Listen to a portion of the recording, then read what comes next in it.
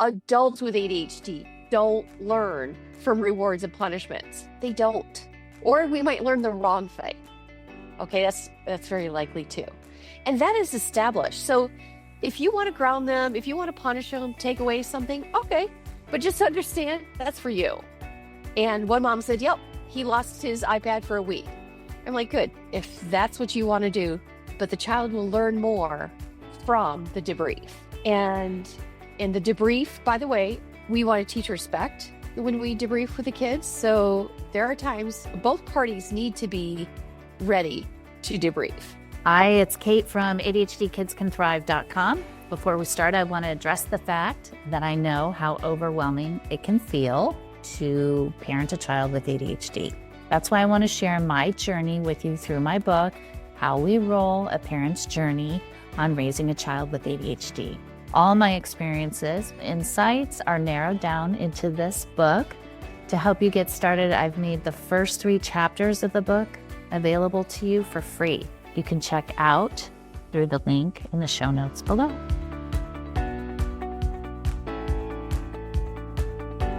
Welcome. My guest today is Tamara Rosier, PhD. She has been a college administrator, a professor, a leadership consultant, a high school teacher, a business owner, and an ADHD coach. Through those adventures, she has developed valuable insight into ADHD and how it affects one's life. As founder of the ADHD Center of West Michigan, Dr. Rosier leads a team of coaches, therapists, and speech pathologists to help individuals, parents, and families develop a better understanding of ADHD and learn skills to live with it effectively. Okay, she's written 2 books. One's called Your Brain's Not Broken, and the other one that has just come out in the last few months is You, Me, and Our ADHD Family. And that is the book we're going to talk about today, or kind of focus our conversation around that, because that is such a thing when you have an ADHD child or you yourself have ADHD. So let's start with, why did you write this book? Yeah, so I wrote the first book out of this kind of need to tell people I haven't met, hey, your brain's not broken. You have ADHD, you're fine. It doesn't feel fine. It's just, you're not broken. And so that was the impulse to write that first book. The second book, though, was out of my work. I kept seeing people struggling in families, and they would love each other. They would love each other really well. And as you are well aware, ADHD comes with some baggage that makes relating to each other difficult sometimes. And you also know ADHD runs in families. And so I didn't see any resources out there addressing, hey, it runs in families. Yeah. And how does, this is why I do what I do, right?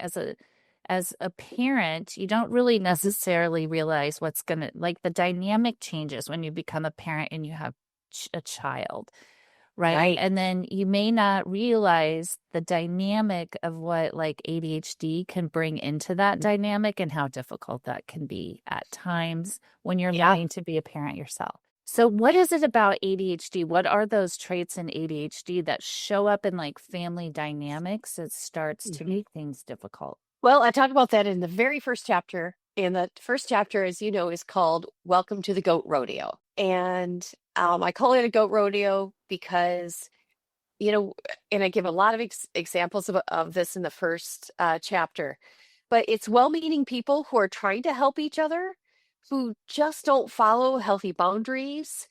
There's emotional dysregulation. Sometimes you might see, if we were related, you might see my ADHD symptoms as character traits. Instead of just like my time blindness, you might go, oh, for crying out loud, she can't ever be on time. That's so disrespectful. Forgetting that I'm time blind. And true story, I am incredibly time blind.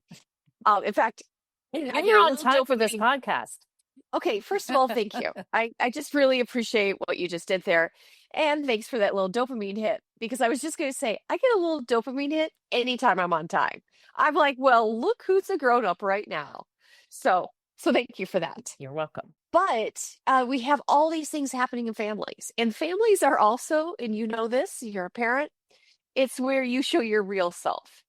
We can go out into the world, clean ourselves up, and we can look like pretty presentable humans. But we walk through the door, take off our shoes, hang up our coat, and what you see is really who we are.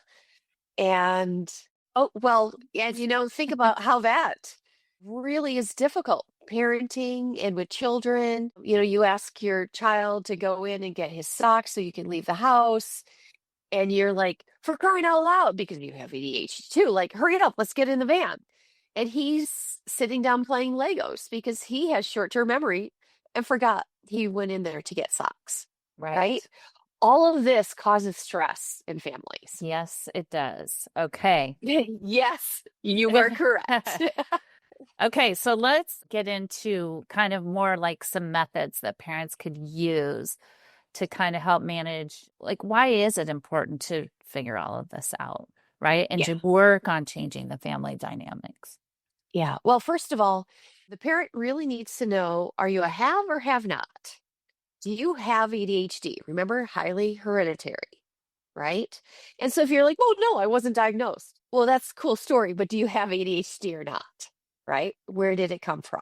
If you are the parent with ADHD, you need to understand your ADHD first, because you are going to be the person to help your children understand how their brain works. People without ADHD, bless their ever loving hearts, they really can't understand ADHD logic. They try hard, and I watch as neurotypicals squint at me like, I think I know what she's doing. And yet it's so effortless between another ADHD person to link up. So Okay, but let me first, ask you this though, like if you grew up with ADHD back in the olden yeah, days where it wasn't really like called out, and right, you were never able to regulate your emotions or never taught how to regulate right. your emotions, then you become this parent who's dysregulated as well, right? So how do Wow, you, that's exactly. So the first thing, so understand, first of all, if you have ADHD or not. If you don't have ADHD, I need you to study it so that you stop looking at your kid like your kid's a freak. yeah. Okay, your kid uses an entirely different operating system. You don't have access to it. So I'm going to caution you to just slow down and be curious and really study. If you have ADHD, get really good at your ADHD Yeah. first. But the whole first part of my second book, You, Me, and Our ADHD Family, is the first part is get yourself straight first. Stop working on your kids. Get yourself straight. Later on this week, I have a call. I do a lot of parent coaching. I parent coach for parents of 20 somethings. Oh, And I have to tell you, yeah. we've That's another extended topic. adolescence. Yeah, Yeah. we've extended adolescence. And this person Who is a has our parent. culture has extended it, right? The Yes, culture we culture live has in, extended. Yeah, yeah. taking It's no longer for one's kids fault. to grow up. Yeah. Yeah. It's no one's, it's truly no one's fault. There's a great book I read years ago called Huck's Raft, and it talks about adolescence in the US and what, just a historical viewpoint. It was it's a nerdy Okay. read, but very interesting. But what has happened and what will happen in this phone call is I'll work with a parent going, okay, you're being highly reactive right now. You're panicking because this child, 27-year-old, is in the basement playing games and not doing anything about life. Great. Who's caring more about this problem right now? Right. So I work with the parents to get their stuff straightened out first. And that includes emotional regulation for the ADHD and non ADHD. Yeah. Because I remember there's compulsive helpers, right? Usually there's going to be a parent who's a compulsive helper who just wants to make it easy for their Yeah. kids. Yeah. So let's work with your emotions, and then slowly we're going to, because the only person we can control here is you. We're going to work with you. And parents aren't happy about this. I mean, one parent said, "Well, can you just talk to my kid for me?" Yeah. Which is a No. typical response. Yeah. Yeah, fix my kid. That is the wrong mindset. Absolutely the wrong mindset. Fix yourself. And they're like, "Well, I don't need to be fixed. I go to work on time." Okay, but you're over, in the book, I talk about something called over functioning. You're over functioning for your child, allowing him or her to under function. And so I'm going to work with the parent to go, hey, let's bring this back in line. You're you clearly love your child a lot, but everything's out of balance. So let's learn how to love better. Yeah. Okay. All right. So then let's talk about when their emotions kind of when the kids' big behaviors start to get big and are dominating like the family dynamic. Like, Yeah. every Yeah. parents think there's no way this is happening in another family. Okay. And after all your years of experience, you see it all the time, right? It is All the commonplace, time. even though the Yes. parent feels like there's no way there's another kid in Yeah. the entire universe acting like this. And it's unbelievable. And I can't believe it. Right. Right. So let's just talk about, can you just give parents some kind of like tips on how Yeah. when their kid is being really difficult, whether that's like your butting head, the defiance. Hmm. They Yeah. refuse to do it, So, they avoid it. yep. So Something. the smarter the kid, the higher the defiance. So I always make a joke when I work with parents like, hey, if you're seeing a lot of oppositional behavior, that's on you guys. Two smart people got together and had a baby, and there was ADHD in the mix. So I'm just seeing smart ADHD. And so, I start to reframe this as, let's take this down a threat level. Okay. Yeah, the kid is acting like a darn fool. We're going to deal with that. And a lot of times I'm working with parents, the first thing I do is say, let me take a guess what's happening in your home. And before they even start speaking, and I kind of say, I bet this is happening. You're all ready to go on his trip. You're excited. This kid decides he doesn't want to go. He's refusing to leave the van. And they're like, oh my gosh, just like you're in our house. Yeah. I'm like, yeah. And I do that as kind of a parlor trick to go, this is how common it is. So we don't have to have shame about this. We do need to parent a little bit differently, and we need to understand what's happening. So with parents, first I begin by, and I talk about this in the second book, a metaphor of the pool. And I introduce a pool metaphor. And the pool metaphor goes like this. There's a pool, and it houses all of our intense emotions.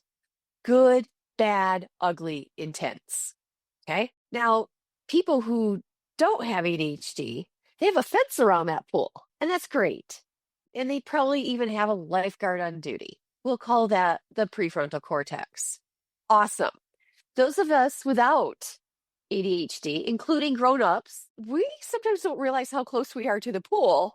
And we go bloop, bloop, bloop, bloop, bloop, plop, we're in our big emotions. And again, it can be joyful or anger, usually anger, but it could be any big emotions, positive or negative. And so what we want to start doing is teaching pool proximity. So with parents, I'm like, how close are you to the pool right now? And what happens in families is, let's say a kid cannonballs in there and goes, I'm not doing it. Cannonballs in there. And then dad's like, oh, heck no. And he cannonballs right in after his son. And now there's a pool fight. Okay, you see the metaphor. Yes, I love Kind of your working there. analogies. Yes. Because now we're in the middle of a pool fight, Right. right? Meanwhile, Mom's maybe sometimes, going, oh yeah, my guys, get God, out oh of the my pool. The God. neurotypical mom is like, please, here, she's throwing anything she has in the pool so they Right. can get out, right? Right. So I start teaching families some pool rules. And some pool rules are, again, I go into more detail in the book, but the first pool rule is everyone's responsible to get out of the pool. I can't get you out of the pool. I am not a trained lifeguard. Now, there are times for lifeguards. That is if someone is so deep in addiction, depression, anxiety, we call a mental health provider. Those are lifeguards. Okay, what about physical kids who are physical, like they act out Yep. physically? Yeah. That's like So, get the lifeguard to come in, save your well, kid. here's the thing. Lifeguard, remember the lifeguard in this situation represents someone dragging someone out of their deep emotions. You can't drag someone out of their deep emotions. Yeah. Only they can get out there. So something we want to do with children is talk ahead of time. We could introduce, I have families who introduce the pool, and they've done it in a lot of fun ways using Lego men with blue Legos, a big blue blanket, and they acted it out, Barbies, but they introduced this pool metaphor. And then the parent says, hey, listen, when you're close to the pool, I'm going to say, you're getting close to the pool. And that's going to be a decision point for you. And if you mock me at that point, by the way, I would have those kids that would go, oh, I'm close to the pool. Cool story, bro. Keep going. But then I just observed. I'm not telling you what to do. If you're going to end up in the pool, though, we're going to have to do some things. So, by the way, siblings love to push each other in the pool. ADHD siblings, they practically get the dopamine high from it. Well, don't practically, they do. Yeah. And so there's all these, family dynamics around this. And so let's say we're dealing with someone who's 9 years old, falls in the pool, and he just starts breaking crap around the house, right? At that point, you want to get the child to a safe spot. Your goal is not to stop him from breaking things at that point, believe it or not. The goal is to get him safe and make sure siblings are safe, Yeah. right? Okay. That's safety. Here's the catch. Hopefully, there's times before he's in the pool when you give him the option saying, hey, I see you're getting close to the pool. You have some strategies discussed ahead of time with the child that he or she can do. One of my clients had a big wiffle ball bat. Those are like plastic bats that are hollow and big. And he would go out and beat up this huge oak tree in their yard. And the oak tree wasn't even phased by it, Yeah. right? Yeah. But he got all that energy out before landing in the pool. Yeah. And That he knew I want to jump yes, in that pool, but I'm going to yep, detour with my I'm bat going to take the a tree. detour. Yep. And it just, he went through so many wiffle bats, and the parents are like, hey, we'll buy you 1,000 of them. Like, it's fine. It's a Right. great strategy. Yeah. Another one would go and jump. They had an in-ground trampoline, and the kid would just jump and flip and twist and great. One of the young women I worked with, she was about 10 or 11. She would go swing. They had a great kind of swing set in the back, and she just felt like she could get out a lot of energy that way. Yeah. So the parents are giving, hey, do you want to dispel this energy elsewhere? Right? But once they're in the pool, parents have got to understand, I can't drag you out of the pool. That's your responsibility. And I need parents to have that boundary, because here's what happens if you don't do this. You create children who go, you pushed me in the pool, and now I'm in the pool. I hope you're happy. No, kiddo, you got into the pool. That's you. That's you. Now remember, I'm not adding for shame here, because all of us fall into the pool with ADHD on a regular basis. I mean, the days that I don't fall into the pool, I'm just like, wow, this is very successful. It was a good day. Yeah. It was a great day, Tam. And I'm a grown woman. So I'm not saying falling in the pool is bad, but once we swim to the side of the pool with children, we need to have a debrief. And the debrief are 3 steps. Hey, tell me the pool story. What led you to the pool? Now, any kid worth his salt is going to go, well, he pushed me, or, in all those details, right? You're going to just say quiet, asking calm questions, and go, but you landed in the pool. How did you get there? And so you're teaching the child to own his or her intense emotions. Then we have to talk about what happened in the pool. Hey, buddy, you said some swear words when you were in the pool. That's not allowed around here, is it? And so we have to talk about what happened in the pool. Okay? Or you pulled your sister in. She was just over there playing by herself. And then, and I'm saying metaphorically pulled her in, but Yeah. the child may have gone over to hit the other child. And then finally, we have to talk about, how do we want to fix this? Because when we fall into the pool and we involve others, we have to fix things. And so we're trying to teach the child, we need to understand. We don't have to shame ourselves. And by the way, I work with so many families. The kids will write these horrible, like, letters to their parents, like, I am the worst kid on earth. I am so sorry I was a jerk to you. And they're horrible letters because the child is trying to train him or herself with shame. Yeah. And I want to give kids a better way to do it. And those letters just always break my heart because the kid is truly remorseful, Yeah. but doesn't have any other ways of fixing it besides say, I am the worst person on earth. Yeah. And I don't want that. That's And not so your technique is to come out and like have a family discussion about what happened and then decide actually how. just a one-on-one discussion. Parents with a child. Hey, Yeah. Okay. you're, Versus, yeah. I didn't mean yeah. family. Sorry. But just the Oh, parent and okay. the child. Yes. Yeah. Yeah. Now, parents, those of you with ADHD, you might want to skip the step because, life's busy. Let's just get in let's just get in the car. Let's do this. Let's do this. We're late for the soccer. We need to treat that this is the most important step. You have to do the debrief. And guess what? It teaches our children that there is a cost when my intense emotions hurt other people or things. There's a cost, and I have to repair that. And so we're creating responsibility in our children. And again, we're not punishing them for going into the pool.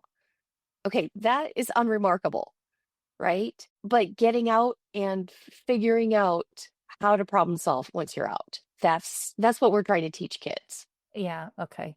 To stay resilient for sure. Mm-hmm. Right. And Yep. to find a different way. Like, so let's say we talked about vacation, right? They don't want to go, right? They're in the van. So you let them, they jump in the pool, you debrief. Mm-hmm. And as part of it's kind of problem solving is that Yeah. they kind of learn to regulate through the vacation without having. No, bridge too far, man. Bridge too Okay. far, Kate. That's so a lot of parents will go, yeah, we need to teach them to self-regulate. Yeah. Well, here's my question. Like, because parents are going, well, what's the consequence for them jumping Okay. off into the pool and not okay. That's what I'm trying to Yeah. get to because parents are going to go, all right, Tamara, like, what is Yeah. the. So the consequence is this. You have to sit down for a debrief with me. We will together problem solve on how to fix the behavior. Now, a lot of parents want their pound of flesh. If they're like, well, there needs to be consequences. He's grounded. Cool. Do that if that makes you feel good. It is not going to teach the child a darn thing. You know why I know this? I know brain research. I know that adults with ADHD don't learn from rewards and punishments. They don't. Or we might learn the wrong thing. Okay, that's very likely too. And that is established. So if you want to ground them, if you want to punish them, take away something, okay. But just understand that's for you. And one mom said, "Yep, he lost his iPad for a week." I'm like, "Good. If that's what you want to do, but the child will learn more from the debrief. And in the debrief, by the way, we want to teach respect when we debrief with the kids. So there are times both parties need to be ready to debrief. And so sometimes kids might go, Mom, I want to debrief now because, you can't do anything you want until after we debrief, by the way. Like you're sitting up in your room until we do this debrief. Until you're ready to talk. Yep. And there's times sometimes that might be days, right? Well, it can be. We don't want it to be too long because we don't want to lose the impact of the moment. So if the child's pushing you, but if you're still really upset, you're like, honey, I'm sorry. I am not ready to debrief yet. I'm still angry about this. Now, sometimes the parents are like, are you ready to debrief? And the kid's like, no. Yeah. Okay. Stay there.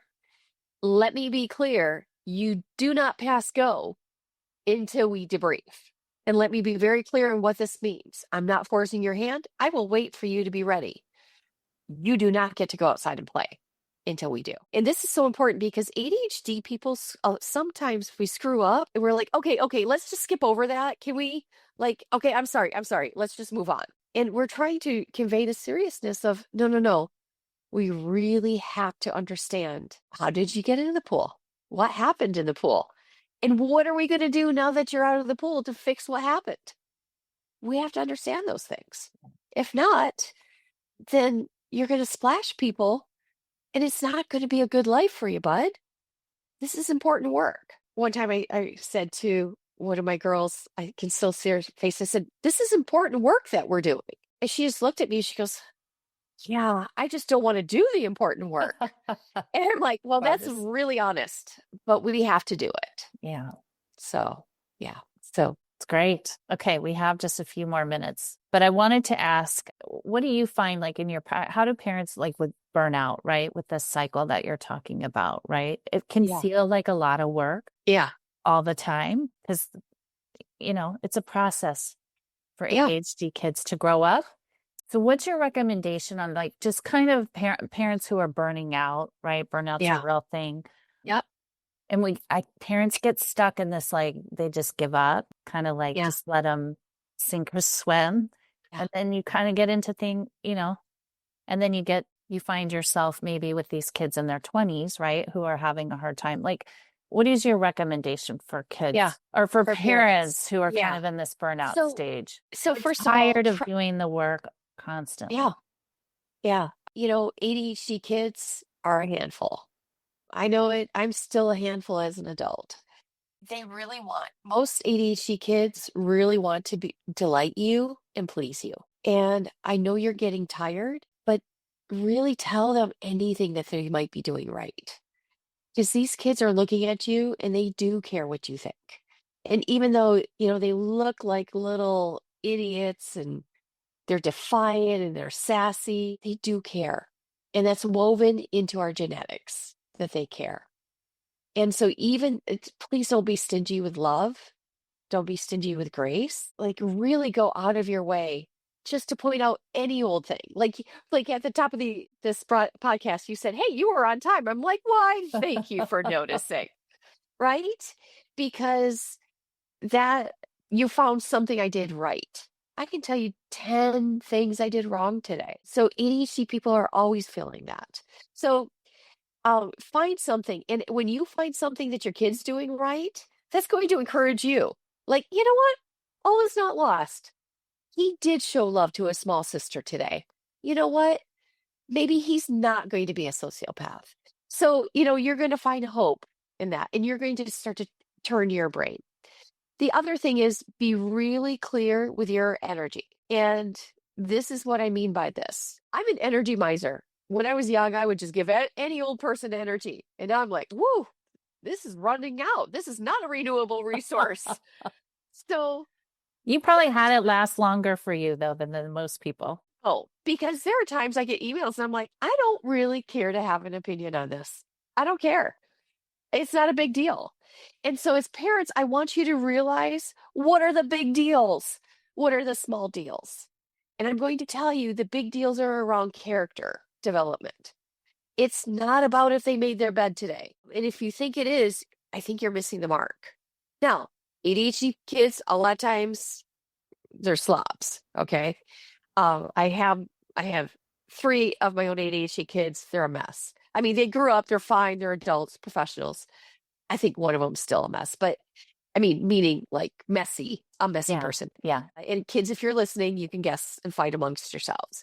But anyway, let's say the bedroom, if the principle is, hey, let's not have you take dishes in there because that attracts vermin. So my standard is I don't care what your room looks like, but no dishes are allowed in there. That's a hard and fast rule that ADHD people can follow.